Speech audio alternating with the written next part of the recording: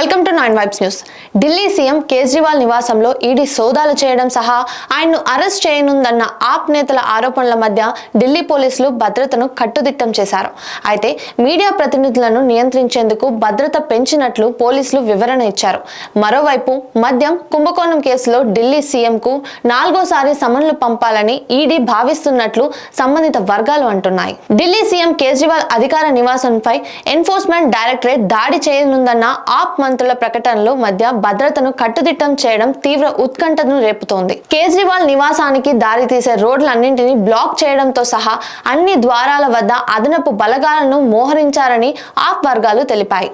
కనీసం ఆయన నివాసంలో పనిచేసే సిబ్బందిని కూడా లోపలికి అనుమతించడం లేదని, కేజ్రీవాల్ నివాసంలో దాడులు చేయడం సహా ఆయన్ను అరెస్ట్ చేసే ప్రయత్నాలను ఈడీ ముమ్మరం చేసినట్లు ఆప్ వర్గాలు ఆరోపించాయి. ఢిల్లీ సీఎం కేజ్రీవాల్ నివాసంలో ఈడీ దాడులు చేశారని కేబినెట్ మంత్రి ఆప్ నాయకురాలు అతీష్ ఆరోపించారు. ఆయన్ను అరెస్ట్ చేసే అవకాశం ఉందని ఈ మేరకు ఎక్స్ లో పోస్ట్ పెట్టారు.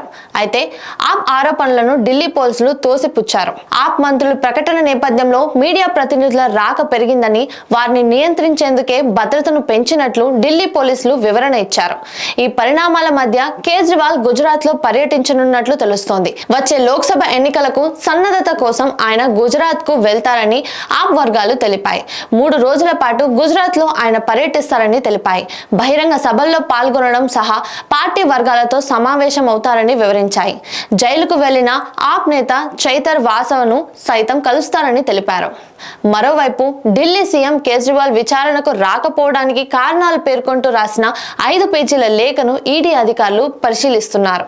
మద్యం కుంభకోణం విచారణలో పాల్గొనాలని కోరుతూ 4వ సారి సమన్లు పంపే ఆలోచనలో ఉన్నట్లు తెలుస్తోంది. తనకు సమన్లు పంపటం అక్రమం అన్న కేజ్రీవాల్ ఆరోపణలను తోసిపుచ్చే అవకాశం ఉన్నట్లు సమాచారం.